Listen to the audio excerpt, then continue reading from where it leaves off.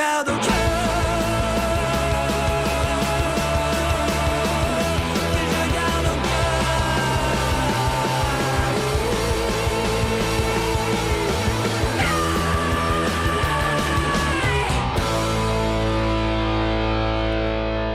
Radio Libertaire, la voix de la Fédération anarchiste, sans Dieu, sans maître, sans publicité. Art Racaille, le numéro 157, nous sommes le mardi 12 juin 2012, il pleut. Avec Pic et Coup à la régie, Bonjour. notre Jean à l'instruction publique. Salut à tous. Et vous saluez, vous avez du pot. Et Shlomo qui parle dans l'appareil de l'artiste dans la société.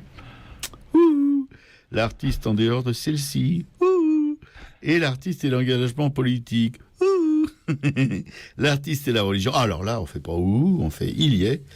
Il est là, il prie pour le succès qui tarde un peu.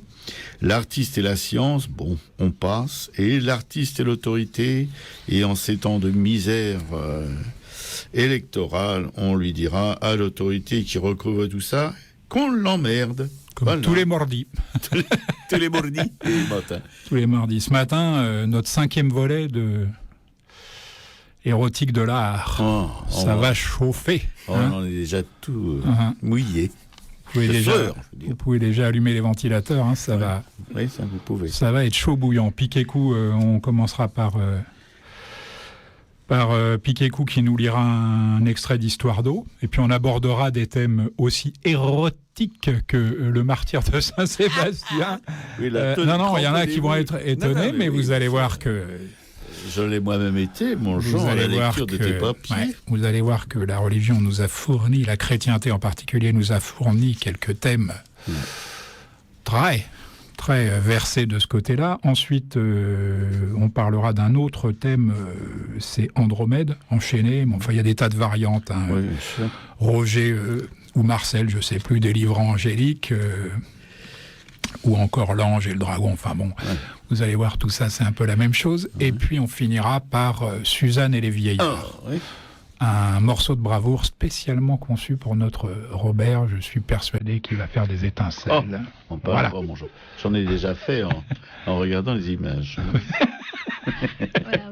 Moi, je vous rappelle le numéro du studio, le 01 43 71 89 40.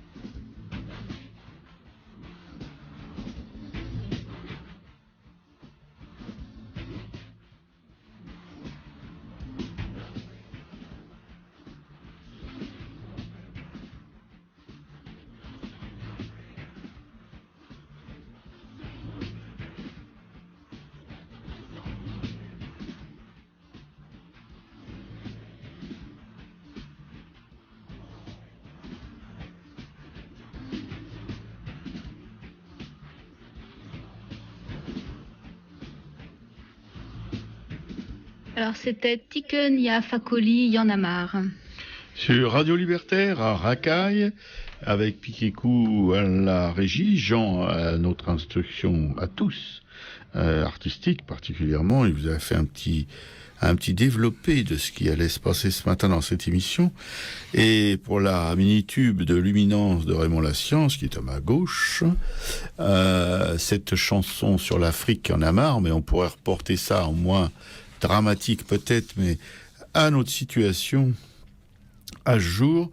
Et ce matin, je me suis garé sur Arte et j'ai commencé la journée en pleurant, en regardant ce documentaire sur le Rwanda et sur l'après-génocide, évidemment. Génocide qui a été, dont l'origine est dans la colonisation de ce pays par les Belges. Il y avait deux ethnies qui s'entendaient très bien, les Hutus et les Tutsis, pas de problème, ils vivaient là depuis très très longtemps, en parfaite harmonie. Mais les Belges colonisateurs trouvaient ça un peu insupportable, justement cette entente entre deux ethnies, peut-être parce que fort de leur expérience, enfin de leur vécu européen, où on se tapait régulièrement sur la gueule, entre ethnies, si on peut dire ça, mais enfin bon, entre pays en tout cas. Eh bien, ils ont tout fait pour diviser ces deux ethnies en refilant toutes les responsabilités, enfin, celles qui pouvaient leur refiler aux Tutsis, qui étaient minoritaires du point de vue de la démographie dans ce pays, et au détriment des Hutus, qui, eux, étaient relégués au rang de rien du tout, quoi, de peuplade inférieure ou quelque chose comme ça, avec des relents un petit peu de ces choses qu'on connaît aujourd'hui. Donc des décennies de rancœur, d'incompréhension se sont transformées en haine de la part d'un peuple qui jadis vivait en harmonie donc avec celui qui l'a massacré. Les Hutus un jour ont pris leurs machettes, ils les ont aiguisées et puis ils ont été au massacre. Voilà. Donc c'est l'après-colonisation, l'après-génocide. On voyait ce matin des femmes, parce qu'évidemment il y a beaucoup de femmes qui ont perdu leurs hommes, soit ils ont été morts, soit qu'ils soient morts, soit qu'ils soient à l'extérieur du pays parce qu'ils ont commis des meurtres au temps des massacres. Et les femmes prennent beaucoup de choses en main. Elles étaient avant interdites de parler, de faire quoi que ce soit sans l'autorisation de leur mari.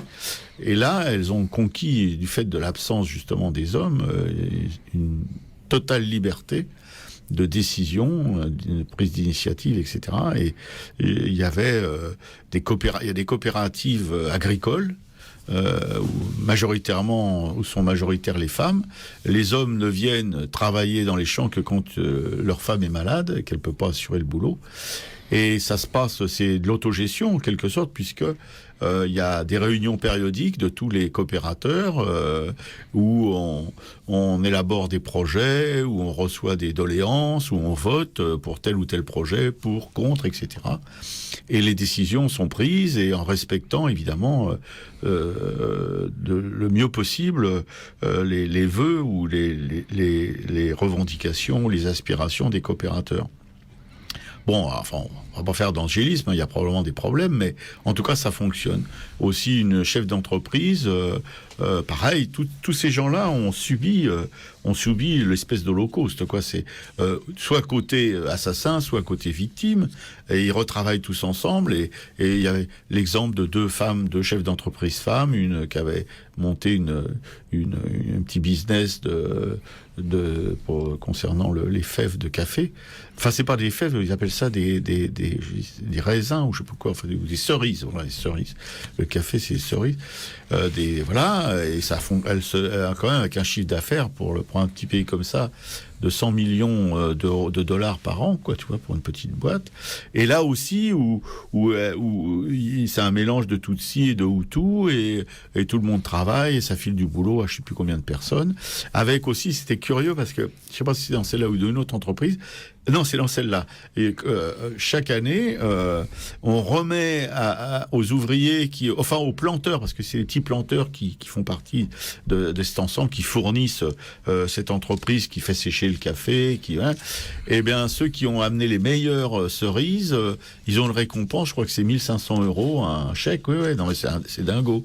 Et alors, j'aimais bien le discours, parce que il y avait la chef d'entreprise, qui est une maman, là, un peu, comme ça, qui disait, oui, voilà, alors, il faut pas faire de jaloux, il faut pas fanfaronner avec cet argent, parce que d'autres auront aussi cette récompense, ils l'ont pas eu cette année, mais ils l'auront d'autres. Alors il faut pas que vous fassiez un peu vous montriez que vous êtes les meilleurs, etc. Non, tu vois, il y avait tout un discours comme ça pour dire aux gens que il fallait pas que ce succès ou que cette prime fasse des envieux en quelque sorte, que chacun pourrait l'avoir.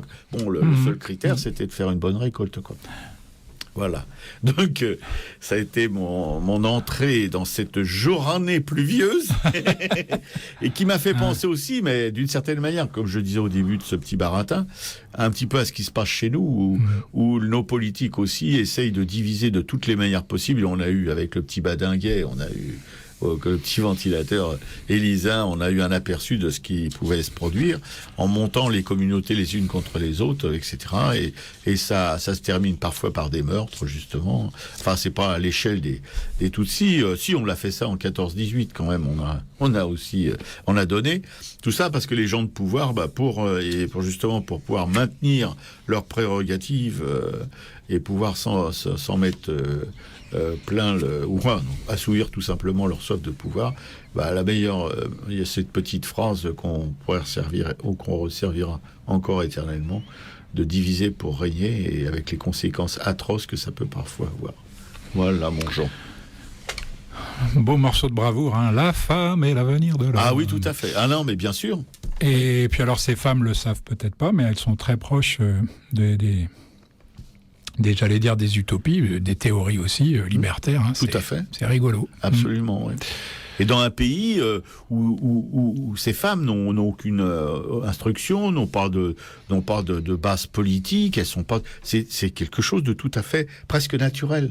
Voilà, c'est ça qui est extraordinaire. Mon Jean. Allez, silence, on ferme ou on déplace. Hein. Tu te rappelles que Nicolas Sarkozy avait fait pression. Sur les patrons, hein, pour qu'ils repoussent, d'éventuelles restructurations après la présidentielle. Soyez gentils. Hein. Bien sûr. M'emmerdez pas avec ça maintenant. D'après la CGT, près de 45 000 emplois et 46 entreprises seraient menacées. Hein. Je vous propose un petit tour de France, non exhaustif, évidemment, des sites les plus chauds. Hein. D'accord, on n'a pas le temps. Hein. Et on commence par la raffinerie Petroplus de Petit-Couronne, qui compte 550 salariés. Ça te dit quelque chose ? Oh oui, mon Jean. À l'arrêt depuis janvier, suite à la faillite de la maison mère qui réside en Suisse. Hein. Les discussions se poursuivent avec l'administrateur judiciaire. Et ce dossier risque d'être un véritable casse-tête pour le ministre du redressement productif, tu vois, à qui je fais allusion. Oh oui. Ah oui, monsieur, je me pousse du col. Tout comme celui de Berre, qui emploie 370 salariés, et dont Arnaud Montebourg lui-même, puisqu'il s'agit bien de lui, estime les chances de reprise à 20% à peu près. On passe à Saint-Nazaire, toute la ville s'est mobilisée autour des chantiers navals, qui emploient directement 2100 salariés encore aujourd'hui, et 2000 en sous-traitance. La situation n'a jamais été aussi tendue depuis des décennies. Ça fait déjà un moment que c'est tendu, mais là, c'est vraiment très grave. Hein. La perte d'une commande, en fait, de 2 navires de croisière laisse augurer une rentrée de septembre très difficile. Préparez-vous. Le 25 mai, le groupe Technicolor, on descend un peu plus vers le sud-ouest, le groupe Technicolor a demandé l'ouverture d'une procédure de redressement judiciaire pour son usine d'Angers, qui emploie 330 salariés et ex-site phare de Thomson, spécialisé dans les décodeurs numériques. Les syndicats espèrent obtenir un moratoire, c'est très à la mode, le temps de reconvertir ce site, dont ils ont par ailleurs appris par voie de presse la mise en vente. C'est invraisemblable. Voilà, ça continue, c'est toujours la même histoire en fait. Le 1er juin, ArcelorMittal, on bascule à l'est, a confirmé la poursuite pour 6 mois de l'arrêt de ces 2 hauts fourneaux de Florange, le 1er juin, donc ça fait pas longtemps. Depuis 8 mois, les syndicats maintiennent la pression pour éviter que Mittal ne laisse tomber Florange et ses salariés. Nicolas Sarkozy s'y est cassé les dents, je vous le rappelle, mais enfin il les avait peu solides de ce côté-là, il faut quand même le préciser. Les syndicats espèrent du nouveau gouvernement qu'il fasse pression sur Bruxelles pour obtenir le lancement du projet ULCOS, qui concerne en fait la réduction des émissions de CO, qui pérenniserait l'activité de Florange. Veolia veut restructurer la compagnie SNCM, on continue à descendre, qui assure la liaison entre la Corse et l'Hexagone. Oui, ça n'en finira jamais, cette histoire. Ah ouais, non, ça je crois. De 800 à 1000 salariés pourraient être concernés. J'ai vu que si France, il y avait quelque chose qui avait été trouvé, mais enfin bon.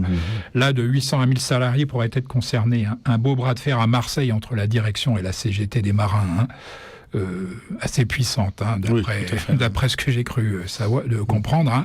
Sous son impulsion, la SNCM vient de connaître 7 jours de grève pour protester contre la concurrence déloyale de Corsica Ferries, qui s'exonère du droit social français en battant pavillon italien. Tu savais ça ?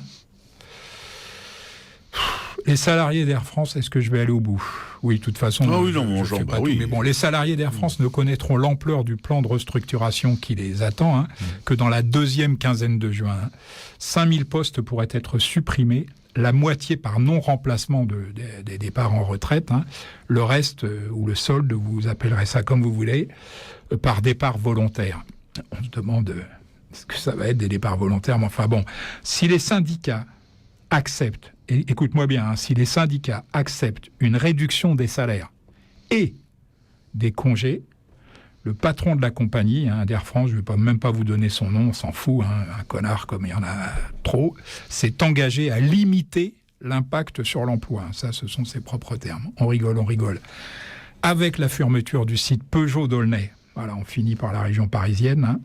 Ce serait la disparition d'une des dernières grosses usines de la région parisienne et d'un symbole presque aussi fort que Billancourt, que Renault, que Billancourt pour Renault. Ouais. La direction du groupe n'a pas voulu s'engager sur le maintien de l'usine au-delà de 2014.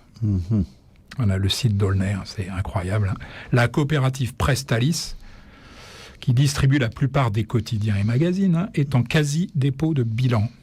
Un plan de redressement concerne 1000 salariés sur 2500. Voilà, allez, je m'arrête pour aujourd'hui, j'en passe, c'est tout.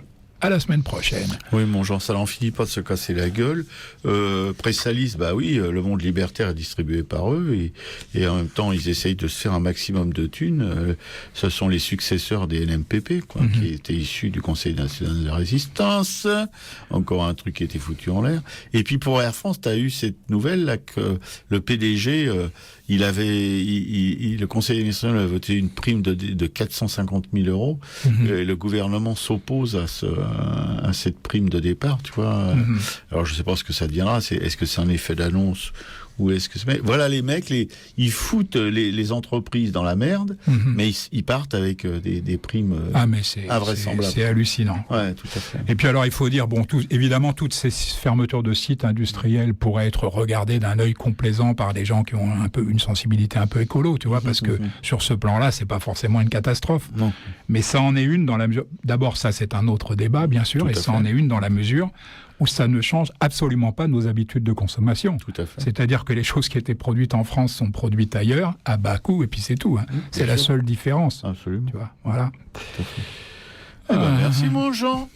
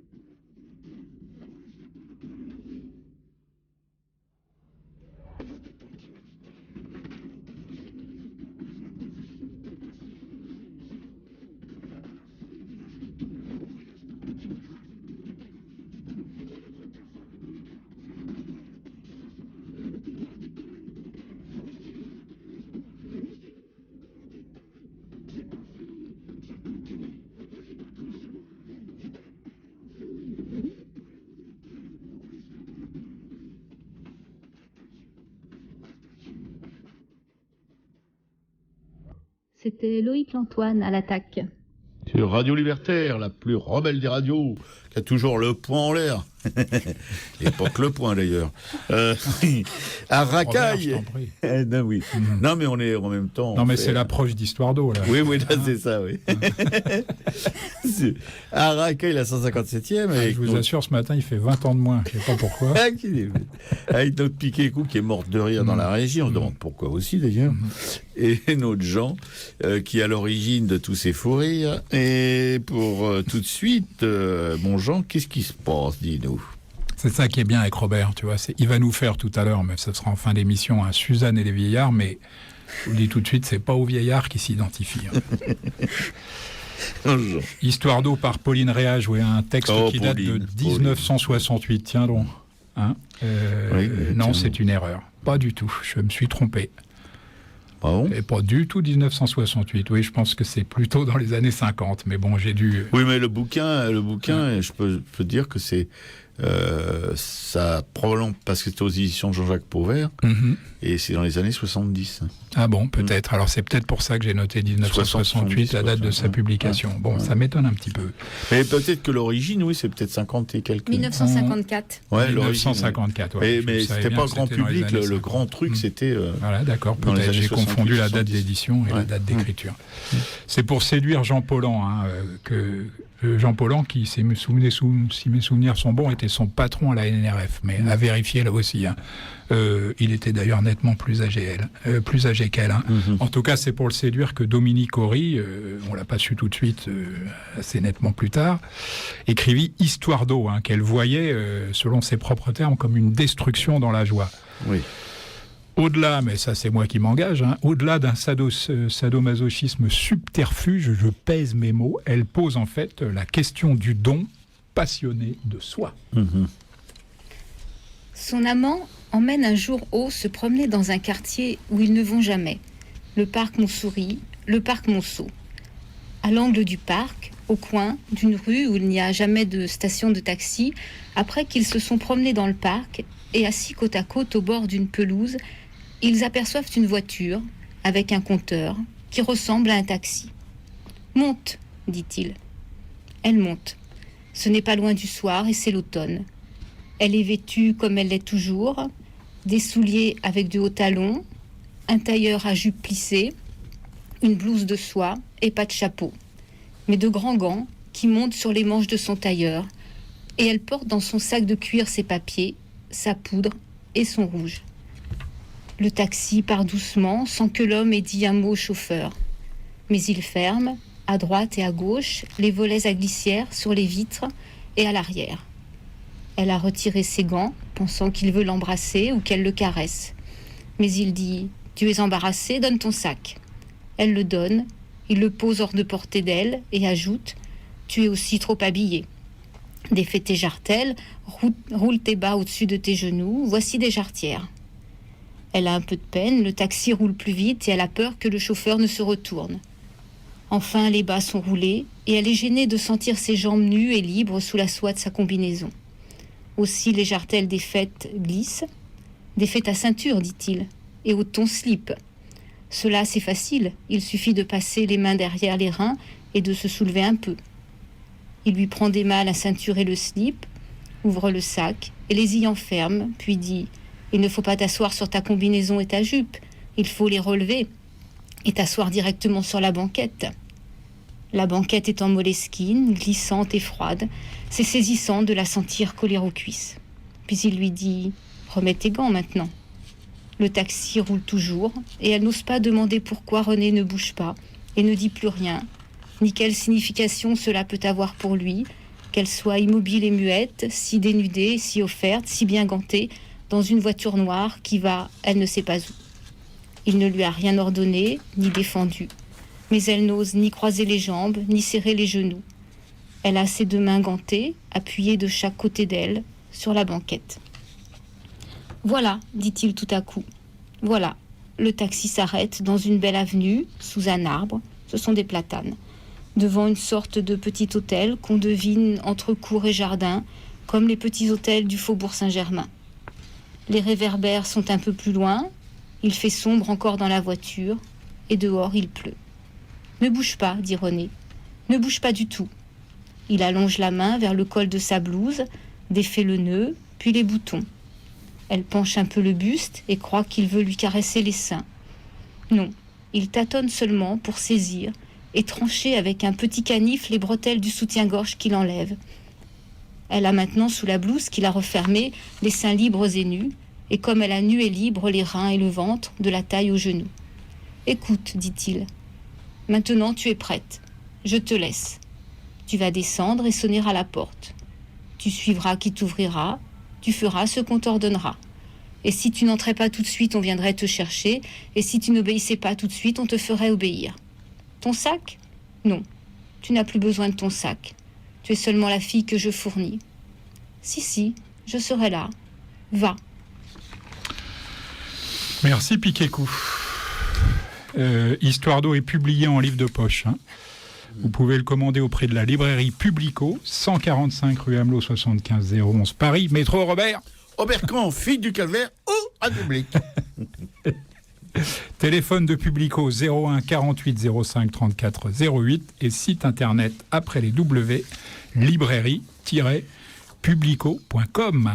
Oui, ou notre beau Laurent ou notre gentil Max vous recevront et pourront vous guider dans cette librairie mythique qui, nous l'espérons, restera encore longtemps ce qu'elle est. Bon, dépêchez-vous quand même de commander Histoire d'eau, Laurent et Max, parce que je suis pas sûr que ce soit pour l'instant dans les rayons de la librairie. Hélas.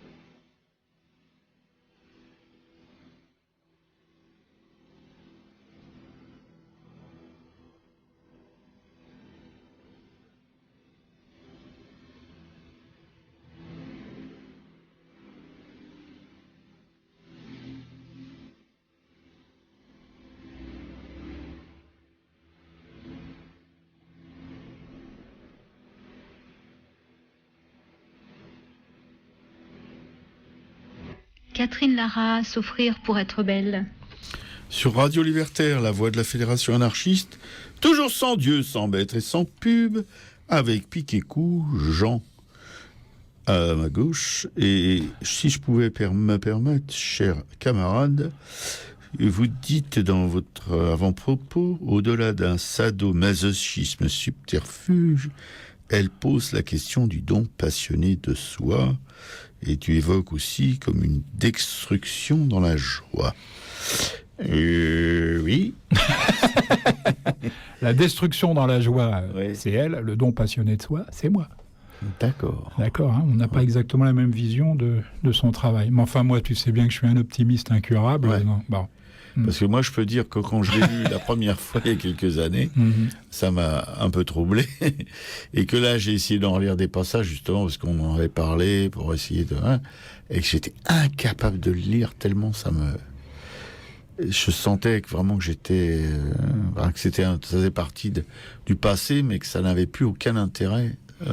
Si tu veux, toi, Eh bien, j'ai été incapable de le relire aussi. C'est pour ça, d'ailleurs, que Piquet-Cou a lu le début du... Oui.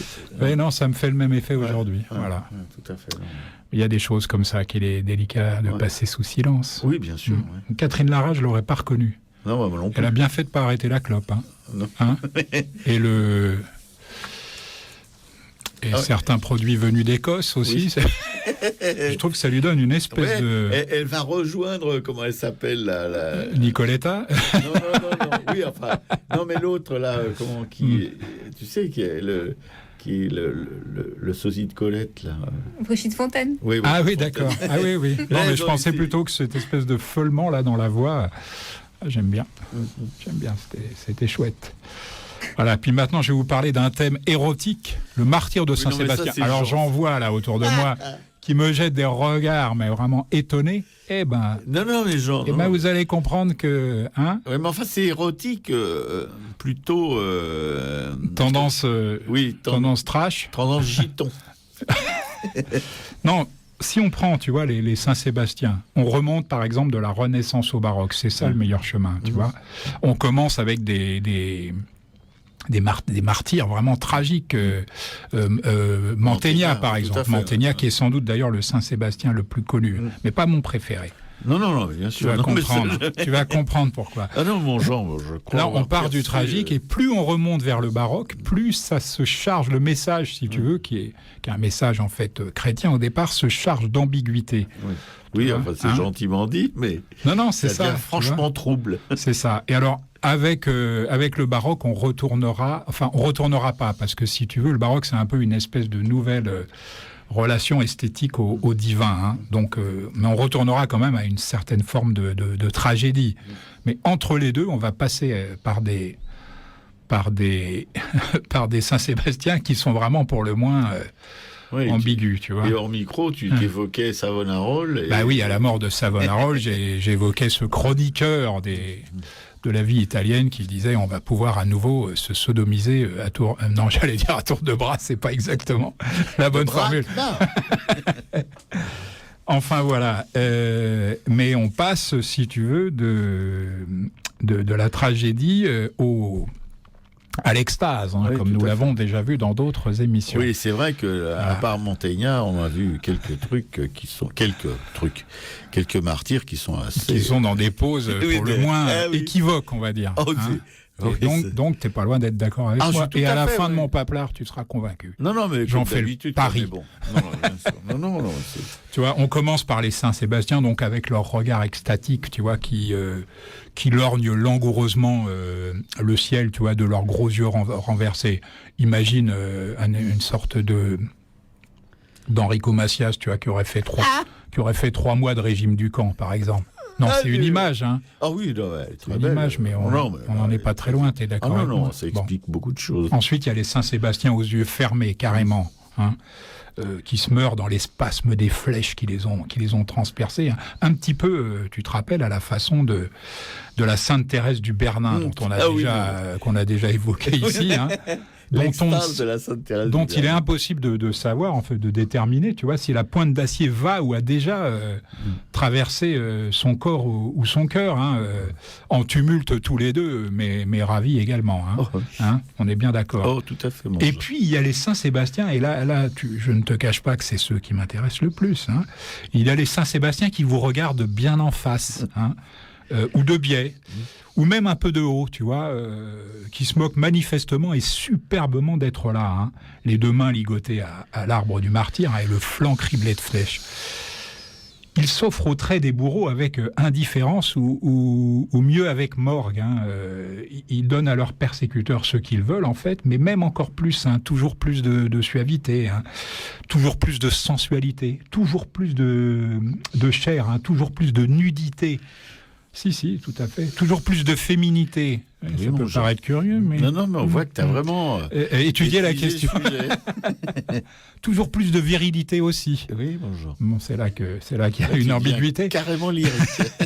Une exposition maximale d'eux-mêmes jusqu'à les rendre fous, hein, jusqu'à rendre fous les persécuteurs, hein, bien sûr. Hein. Fous du désir de les tuer, tu vois. Fous du désir d'être une flèche. Oui. Ah, si. Non, Piquet-Cou se marre, mais... Comment tu sais, tu la regardes. J'ai pas besoin de la regarder. On commence à se connaître un peu. Fou du désir d'anéantir ce corps qui les rend fous de désir. Ah voilà, c'est ça, c'est ce qui manquait. Bah oui, il était temps que je finisse la phrase quand même. Bon. Les moins violents se contenteraient déjà d'être la vieille femme, tu sais, qui les soigne, hein, qui tamponne délicatement leurs blessures, éponge le sang sur leur beau corps pâle, tu vois... Il voudrait hein, être la vieille femme parce que ses mains, en fait, sont des yeux qui les touchent. Oui. T'en reviens pas. Enfin, voilà. Non, mais là, il commence à comprendre. Une chose est sûre, hein, les Saint-Sébastien ne s'offrent jamais plus érotiquement qu'en se laissant voir totalement. Ouais. Alors, la violence du désir des persécuteurs jamais ne s'épuise, hein, ne s'apaise. Pire, elle s'exalte parce que cette apparence qui les fascine, eh bien, Saint-Sébastien s'en fiche. Superbement, hein. Il les laisse la contempler, la transpercer de flèches, aussi longtemps qu'ils le désireront. Si ça vous amuse, les mecs, hein. Ceux que ces bourreaux désirent insulter, souiller, détruire parce qu'ils le désirent lui, bien sûr, hein, en fait. Ils le cèdent sans hésiter à l'insulte, à la souillure, à la destruction. Ainsi, le Saint-Sébastien de Van Dyck, hein. Pour tout te dire, je ne sais pas si tu le vois, celui-là. Je l'ai vu, mais j'ai oublié. Pour tout te dire, c'est pas du tout le plus connu. Non, c'est pas pour tout te dire, c'est pas le plus connu, mais c'est mon préféré. Je vais t'expliquer pourquoi un petit peu après. Tout en présence si terriblement incarnée et cependant si mal contenue, hein, dans la sensualité de sa chair, tu vois, comme l'excédent, hein, la dépassant, tu vois. Largement, hein, tout en abandon mais en inaccessible retrait, hein, qui contraste si complètement avec cet affolement, tu vois, cet affairement frénétique de ses persécuteurs, hein, qui dispose et manipule son corps comme il le ferait, tu vois, d'un objet appropriable, ce que bien sûr ce corps n'est pas, et il ne le sera jamais. Tu m'entends bien, ouais. Moi en fait c'est mon préféré parce qu'il nous regarde, c'est le seul, je crois, à ma connaissance, hein, c'est le seul Sébastien qui regarde directement le spectateur dans les yeux. Et il le fait avec d'une façon, enfin, on ne peut pas dire que ce soit des reproches qu'il nous fait, tu vois, mais d'une certaine façon, on se sent coupable de regarder le tableau, de regarder ce martyr et d'être fasciné. On se sent coupable de sa propre fascination. Fascinés, nous nous rangeons en fait aux côtés des persécuteurs. C'est ça que j'aime dans ce tableau, voilà. Tu vois, voyez le regard braqué sur vous, venu de ce beau et désirable corps de peinture, je le rappelle quand même, hein, calmons-nous, qui vous lie à lui bien plus étroitement que les cordes qui le ligotent, là tu seras d'accord avec moi, j'en suis sûr, et vous contraint à vous retirer avec lui en dehors des limites du monde des choses disponibles. Bien, bonjour.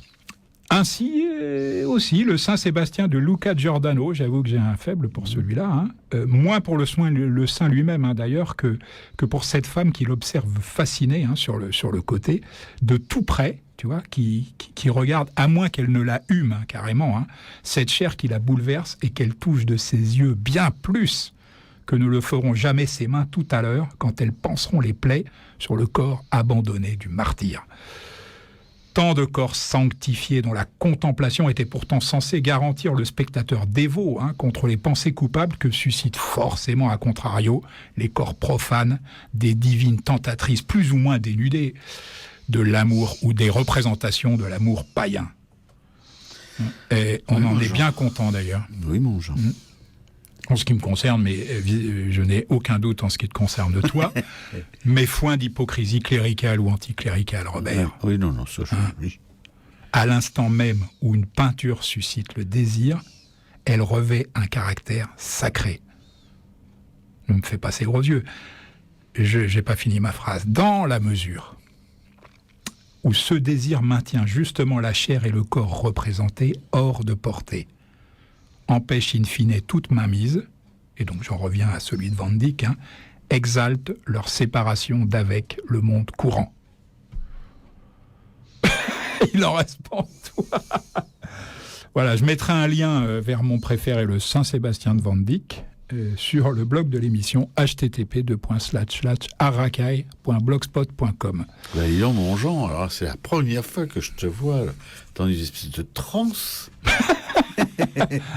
C'est mon bras en écharpe. Il fait chaud là-dessous, tu sais.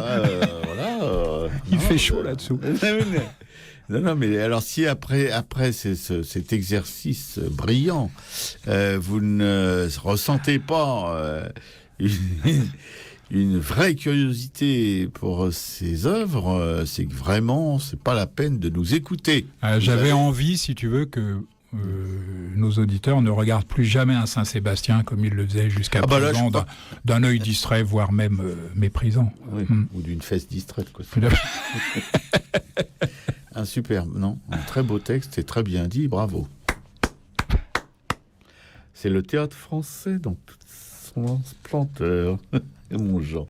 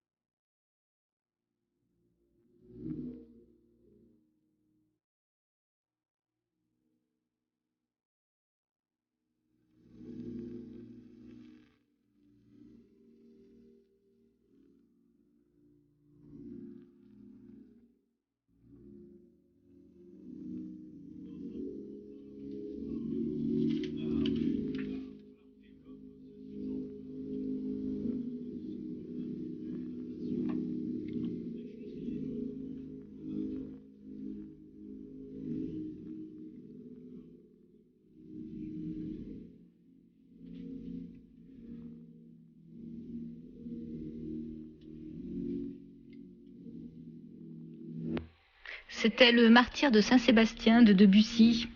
Et vous êtes sur Radio Libertaire, vous y êtes toujours à Racaille. C'est l'émission que vous écoutez avec Piquécou, Jean et moi-même, en personne toute seule. Jean qui doit vous ajouter quelques mots après son papier sur le martyr de Saint-Sébastien. Très important. Écoutez attentivement, s'il vous plaît, chers camarades. Oui, on va avoir besoin de Piquécou. Le téléphone a sonné, la pauvre. Parce que ce qui se passe. Enfin bon, parce que on va aborder un autre thème érotique, Andromède, enchaîné. C'est Piquécou qui va s'y coller, mais je voudrais quand même préciser pour ceux qui se seraient étonné de me voir d'un coup m'enflammer pour t'enflammer, c'est un brasier. Le corps de ce pauvre type criblé de flèches là. Heureusement qu'ils ont refait la clim ici, parce que...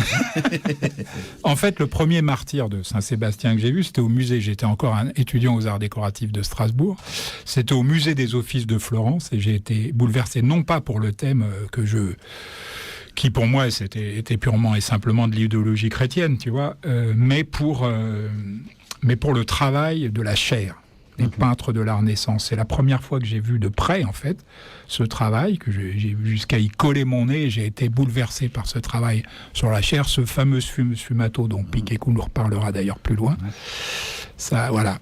Et c'est à partir de là que je me suis dit, oh là là, ça va plus loin, en fait, que cette idéologie chrétienne. Et ce thème, à mon sens, est beaucoup plus compliqué qu'il en a l'air. Voilà.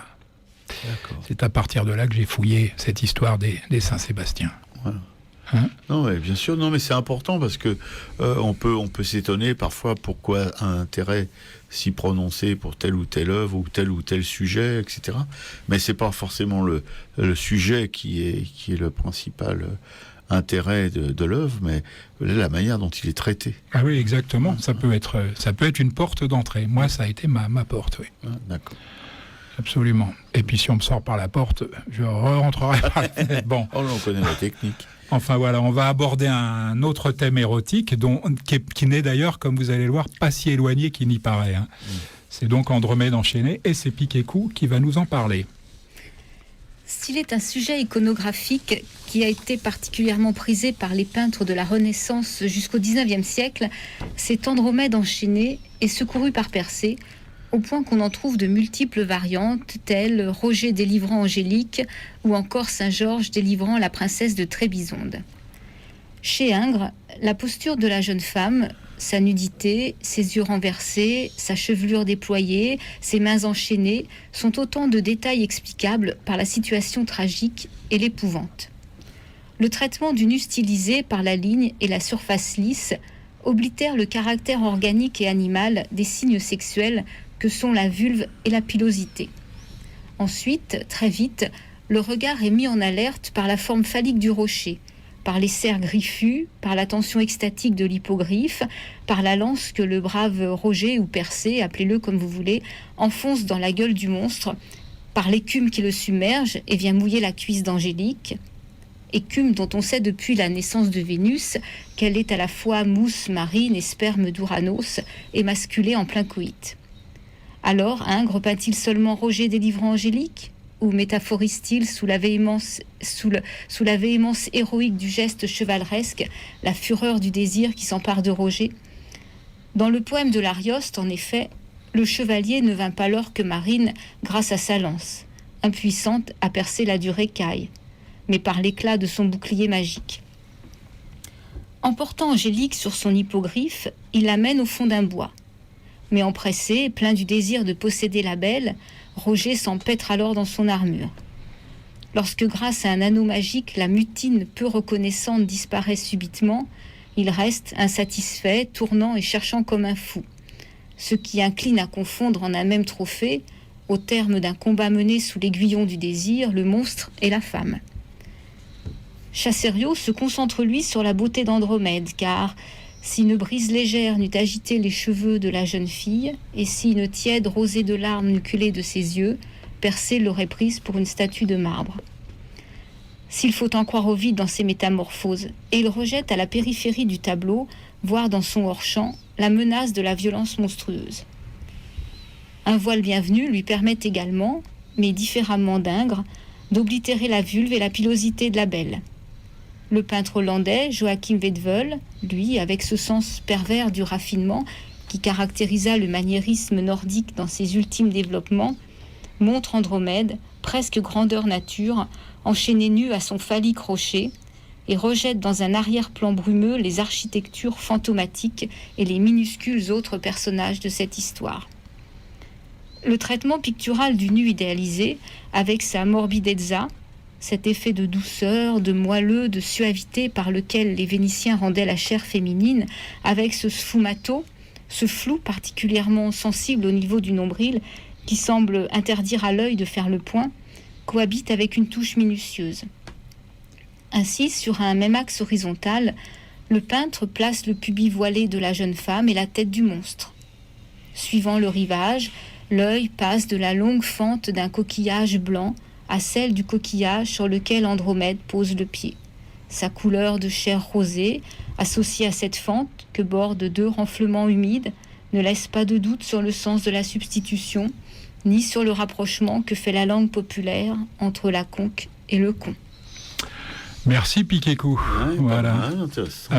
Tout à fait. Alors, sur le blog de l'émission, en fait, plutôt que la toile d'Ingres, Roger Délivrant-Angélique, qui est très connue, je mettrais justement celle de Joachim Vedvel, plus intéressante. Vous allez voir que l'histoire des coquillages, c'est quand même pas piqué de la conque, si j'ose dire. Et puis, à la décharge d'Ingres, là aussi, si j'ose dire, il faut préciser que faut oser le dire, que le travail de recherche, le travail de recherche, c'est passionnant. Sur toile d'ailleurs, c'était uniquement des représentations comme ça, des refs en quelque sorte, d'Angélique, mais au pinceau. Et là, dans ses études, il n'oblitère pas la pilosité de la jeune femme. C'est vraiment pour la toile finale, destinée au grand public, qu'il fallait composer avec les interdits de l'époque. Il faut quand même... Il faut quand même se les remémorer, quoi. C'était pas simple. Non, tout à fait.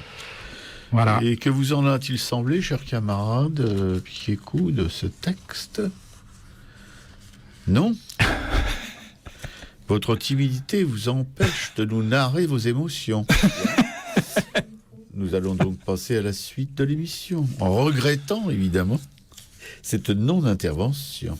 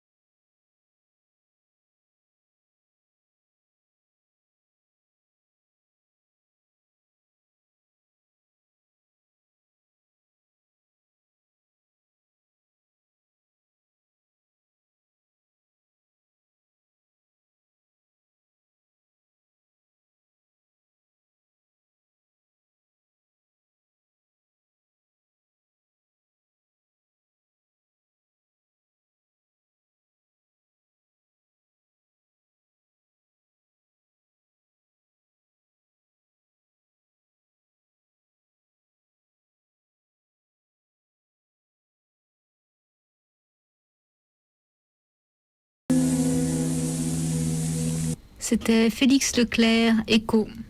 Sur Radio Libertaire, la voix de la Fédération anarchiste, sans Dieu, sans bête, sans pub, à Racaille, Piquécou, Jean et Shlomo qui vous causent dans le poste tout de suite d'histoire de vie, histoire d'artiste, histoire d'un thème érotique concocté par notre Jean, c'est notre vieux hussard noir de la République. Non, je déconne, il est très jeune.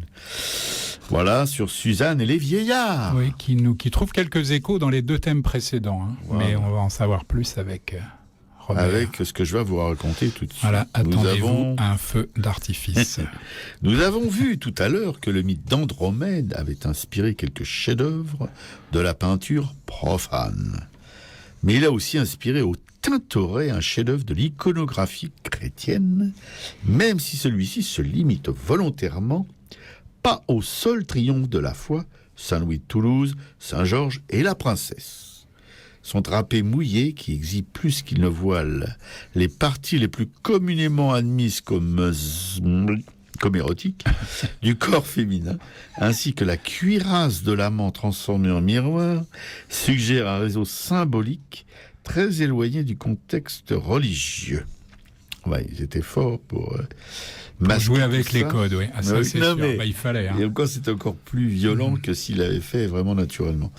À moins que sous la posture suggestive de sa princesse, le peintre n'ait voulu évoquer la figure ambiguë de Sainte Marguerite, une vierge chrétienne. Quand on parle de vierge, de toute façon, une vierge chrétienne qui fut dévorée par un dragon pour avoir repoussé les avances du préfet d'Antioche, mais qu'on représente généralement tenant le monstre en laisse. Voyons. Pour le moins ambigu, quand même. Hein. Ah, oui, d'accord avec moi. Oh oui, mon Jean. Quand il y a une laisse dans le truc... Histoire d'eau. Oui, t'as vu cette boucle, quand même. Là, mon Jean, c'est éblouissant. Le Tintoret est également l'auteur d'un étourdissant Suzanne et les vieillards, qui est l'objet de ce texte, dans lequel le corps marmoréen de la belle oppose sa nudité d'albâtre au voyeurisme libidineux de deux vieillards endimanchés, un contraste troublant qui nous amène irrésistiblement au déjeuner sur l'herbe de Manet. Perso, je dois dire tout de suite que je préfère le Tintoret. Ah ça, il n'y a pas photo. Sa marmoréenne, elle est un petit peu plus goûteuse que la glaciation de Monet. Nous sommes bien d'accord, de Manet, plutôt, pardon. Ah oui, non, les déjeuners sur l'heure de Manet, c'est un peu glaçant à côté. Hein. Dans Suzanne et les vieillards, les deux figures masculines au bord du tableau, comme au bout de la perspective, où il y en a un tout au bord à gauche, on voit, et un tout en haut à droite. Mais oui, très bien. Conçu à la Renaissance comme une vision traversante. Oui, avec en plus l'écran, là, ça traverse vraiment. Ça m'a un peu chiffonné, d'ailleurs. S'échine à voir à travers l'écran, opaque de feuillage interposé entre eux, la femme au bain. Et on voit le vieillard du bas, là, il est juste au ras de... Oui, mais je sens ce que tu veux dire, c'est que on aurait pu faire l'économie du vieillard qui est au loin. Ouais. Hein, et se contenter de garder celui qui est tout près et d'appeler ça Suzanne et le vieillard. Hein. Absolument. T'es d'accord ? Je suis d'accord. Bon. Mais ironie du sort, cet écran gêneur, il m'a même gêné. Oui, non, mais je suis d'accord. Articulé comme le battant d'une porte à toute la hauteur du tableau, ne leur en laisse guère le loisir, vous avez compris, de mater. Nous y voyons davantage que, enfin on le croit comme ça, mais de cette nudité intégrale, la posture de Suzanne, la brièveté descriptive du peintre et le miroir avare de reflets soustrait pourtant à notre vision les parties de son anatomie réputée les plus désirables. Oui, enfin c'est suggestif, c'est encore peut-être pas plus mal. Quoique on avait vu un nu de boucher là, avec le Leda et le cygne, où il n'y avait rien de dissimulé. Quand le coup de pinceau est là, allons-y à fond, quoi. Hein. Nous partons du mauvais principe que le regardeur est un homme. Mais Piquécou, qui est en ce moment dans du mauvais principe. Ouais, du mauvais principe. Un mauvais principe. Mais Piquécou en sera probablement d'accord. Ce pourrait tout aussi bien être une femme. Oui, je pense qu'elle sera tout à fait d'accord. Quand ce qui se voit dans la peinture, c'est le désir de voir. Une femme, donc, c'est bien riguardante. Oui, riguardante, c'est le terme italien, si tu veux. Ouais, je me suis posé la question. On est chez le Tintoret, je te Oui, tout à fait. Tintoretto. Bon, alors je recommence parce que voilà, avec ses bêtises. Pique et coup, on serait d'accord, ce pourrait aussi bien être une femme, et quand ce qui se voit dans la peinture, c'est le désir de voir une femme. Donc, riguardante, à son tour, qui pourrait désirer être vue comme la femme peinte, qui pourrait désirer regarder comme la femme peinte regarde, qui pourrait désirer un homme peint comme le sont les femmes peintes. Ça, là, ça nécessiterait un décryptage un peu plus pointu. On pense à nouveau au corps de Saint-Sébastien. Notre genre est obsédé. Oui. La peinture ne manque d'ailleurs pas de femmes qui regardent et désirent voir, interprétant dans la scène représentée, cette curiosité fascinée que la représentation attend à son endroit, je dirais même à son envers, de la part du spectateur. Considérons par exemple Aglore de Louis-François Lagrenet. Oui, ça, je découvre Louis-François Lagrenet. C'est encore un coup à Jean. Même si le masque de la jalousie ne favorise guère l'identification du spectateur à ce personnage, sa situation et sa gestuelle en font pourtant une figure inversée, séparée de la scène par la balustrade et par le lourd rideau. Poussée par le désir de voir, elle transgresse l'écran sombre et s'apprête à intervenir, ce que n'oserait et ne pourrait faire le spectateur. Il ne pourrait peut-être pas, mais oser quand même. Bon. Il y en a qui s'en privent pas. Hein. Oui. Après la fermeture du musée. On va se faire un petit gâteau. Mais rompons-la et limitons-nous à distinguer ce regard de l'homme qui désire voir la femme, à la fois si semblable et si dissemblable. Pour mieux la voir, il faut qu'elle soit nue. Ça se discute, mais bon. Évident. Eh bien, ce qui fut terrible pour ce regardeur d'Actéon, ce ne fut pas tant d'avoir vu Diane nue que d'en avoir été vu la regardant. Oui, ça c'est. Mais c'est bien la cause de sa métamorphose. Sous le regard de Diane, il devient un autre pour lui-même. Oh là là là là. Jean, tu t'es vraiment éclaté. C'est un sujet. Et on pourrait faire une année sur l'érotisme dans l'Ain, et je pense qu'il ne serait pas à court. Non, c'est vrai que je pensais m'arrêter à 5, mais que... Non, on va peut-être aller jusqu'à 7. Je ne sais pas si vous avez entendu, mais à chaque émission, il nous fait le coup. Il avait dit, je pensais m'arrêter à 2, puis on va à 3, puis on en est à la combien. Non, mais finalement, c'est inépuisable, quoi. Il y a des tas de trucs encore. Ah oui, l'enlèvement des sabines, enfin, tu vois, on peut... C'est pour ça que tu as l'air un peu fatigué, je trouve, aujourd'hui. Là, oui. Mais je rassure ma compagne, hein, c'est pas Saint-Sébastien non plus qui me met dans cet état-là. Hein, n'exagérons rien, j'ai pas encore oui, mais ce tourné besoin Kazakh. De rassurer est suspect en lui-même. Ah, ça, c'est dégueulasse.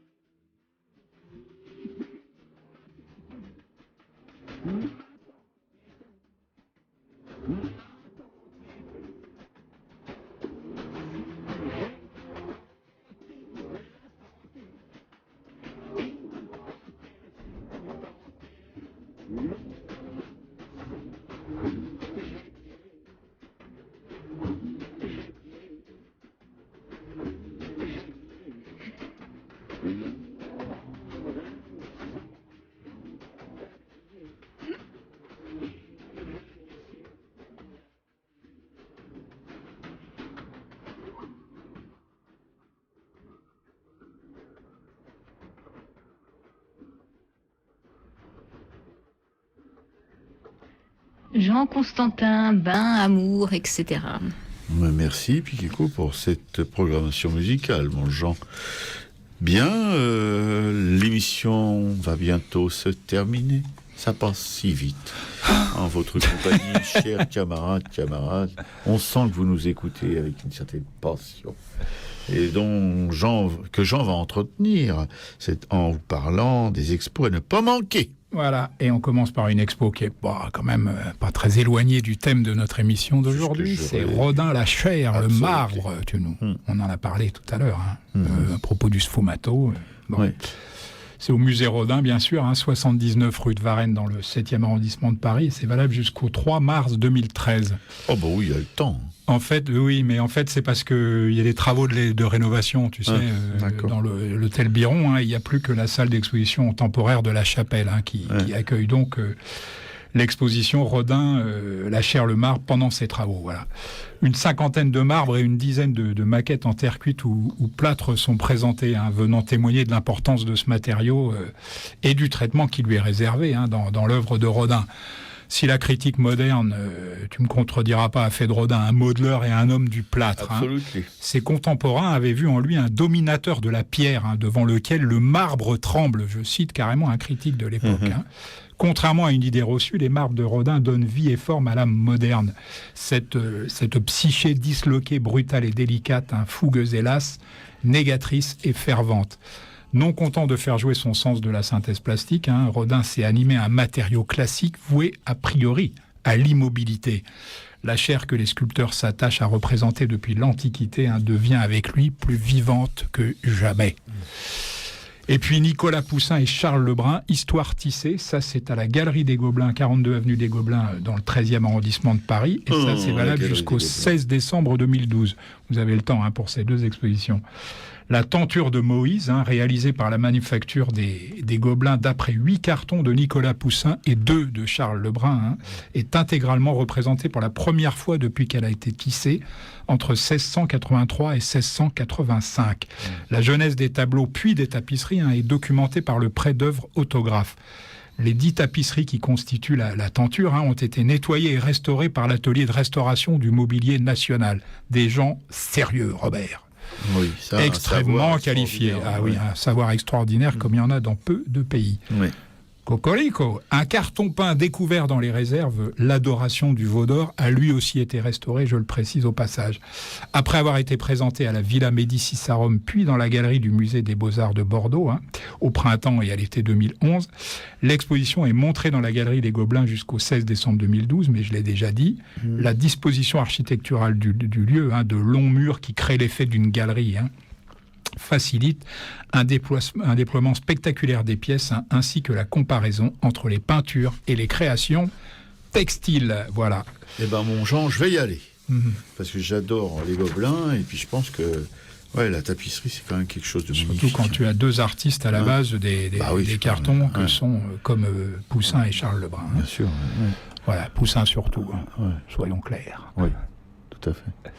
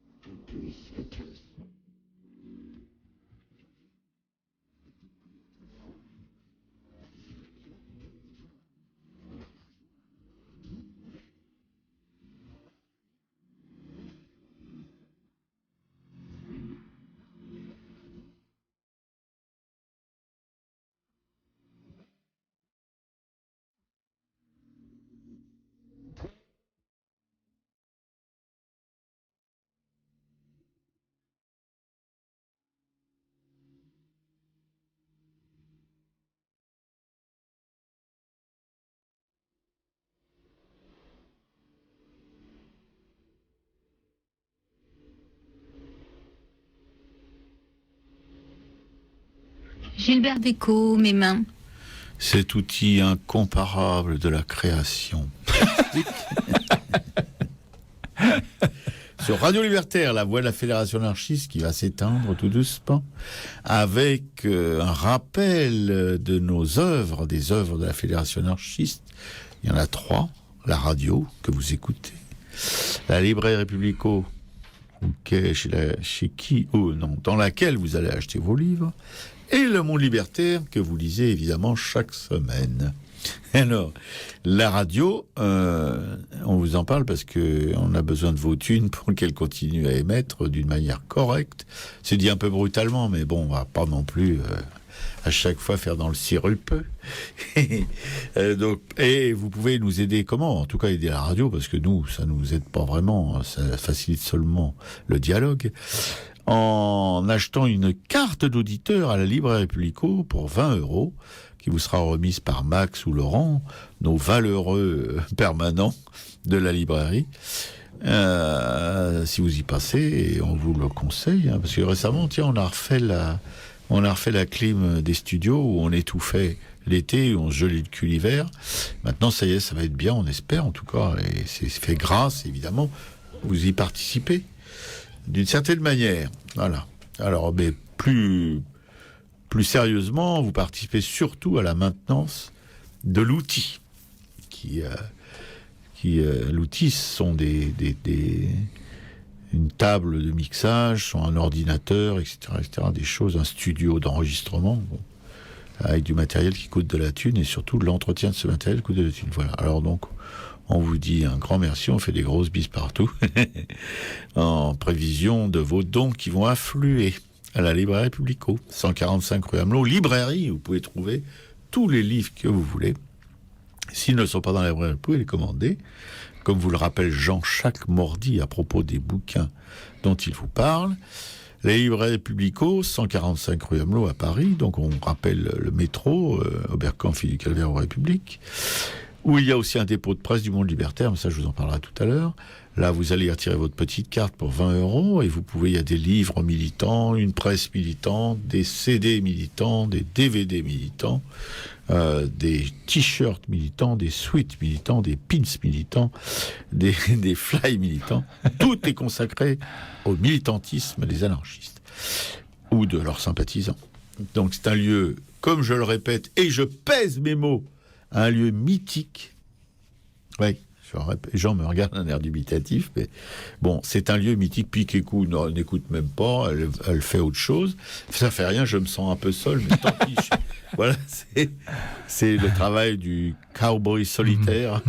Ouais, ça fait. On peut pas dire que ce soit des paysans pour toi. La librairie Républico. Alors, je vous recommande si vous en avez la possibilité.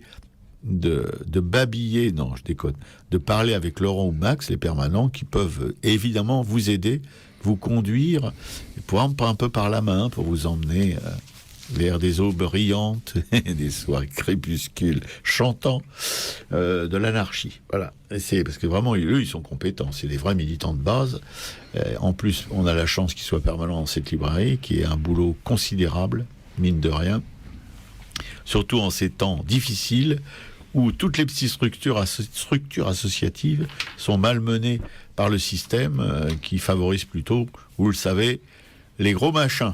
Hein, vous savez, les choses du CAC 40, là, ces trucs complètement horribles. Et le Monde Libertaire, que vous trouvez donc en dépôt de presse, c'est la 3e œuvre de la Fédération anarchiste. Je signale en passant que la Fédération anarchiste, c'est un regroupement de groupes et de militants anarchistes qui cotisent, et c'est avec ces cotisations qu'on fait fonctionner tout ce petit monde. Le Monde Libertaire qui paraît toutes les semaines, un dépôt de presse à la librairie Républico, quelques kiosques dans Paris, et surtout, ce qui pour un journal est vraiment important, des abonnements que vous pouvez souscrire à la librairie Républico.